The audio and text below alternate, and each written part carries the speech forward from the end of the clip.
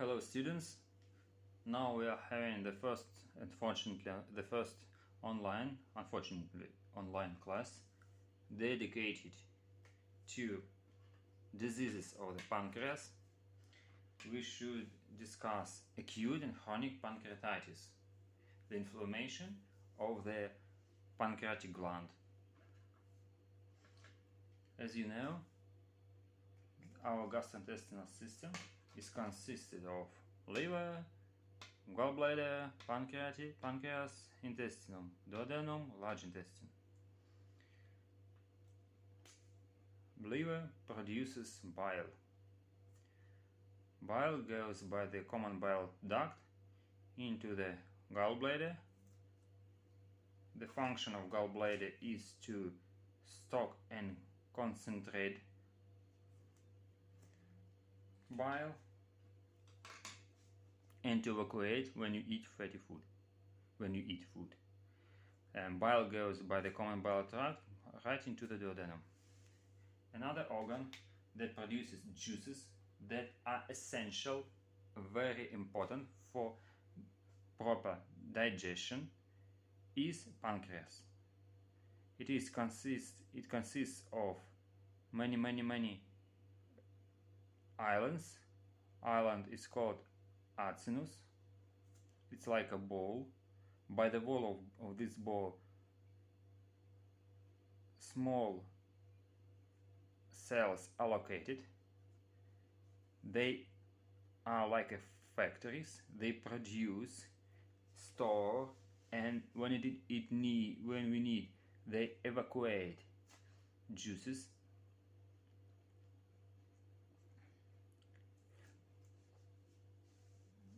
This juice has different enzymes. The most important are amylase to break down complicated carbohydrates, lipase to break down fats, and trypsin to break down proteins. Those enzymes are very active, and your pancreas produces them, but they are very active. They break down substances, and they can break down and can damage the pancreas. So the pancreatic cells produce them in an inactive form, so they could not work until they get into the duodenum. In duodenum, those proenzymes become active, and when you take some food,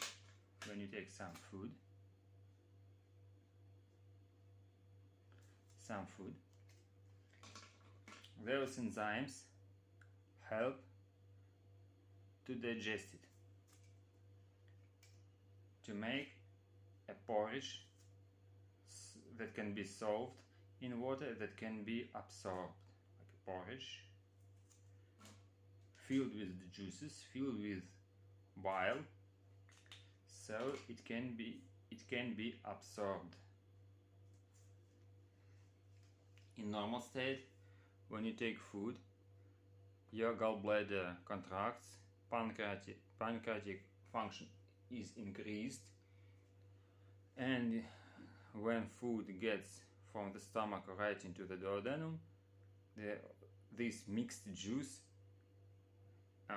is mixed with the food, and the digestion happens. So it's a normal state. A quick review. The question: what and if the food is absorbed, we have a normal stool with no problems. But what will happen if your pancreatic gland produces enzymes, but they cannot go out, like a blockade? They cannot go out. First, what will happen?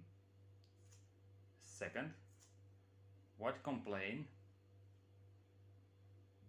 will be if enzymes can't enter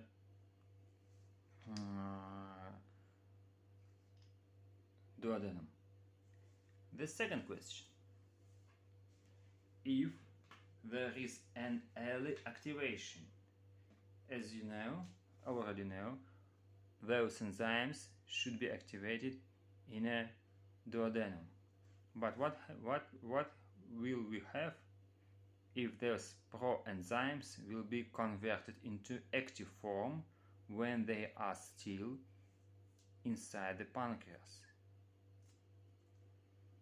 What complaint a patient will have? Another question. If we have a pancreatic gland and in some case inflammation, necrosis and damage happens, what will happen to the size of the gland?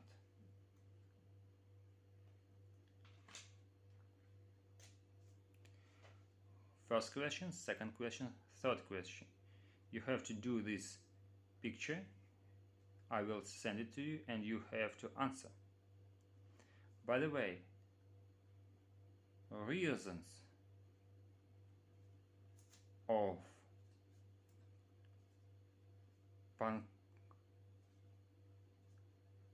pancreatitis. What are the most common reasons? The first one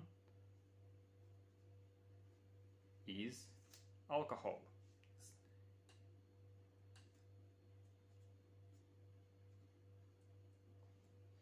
The second one is, as you already know, gallstones.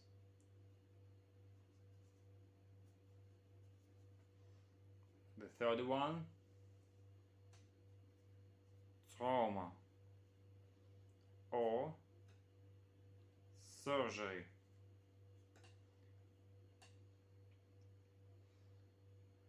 Another one, cancer. Trauma, gallstones, cancer, they work like a block, here or here. Alcohol make juice less liquid, so the passage, the flow of the juice becomes lower. So if it becomes lower, we have an increased chance of early activation of enzymes. The most common reason is alcohol.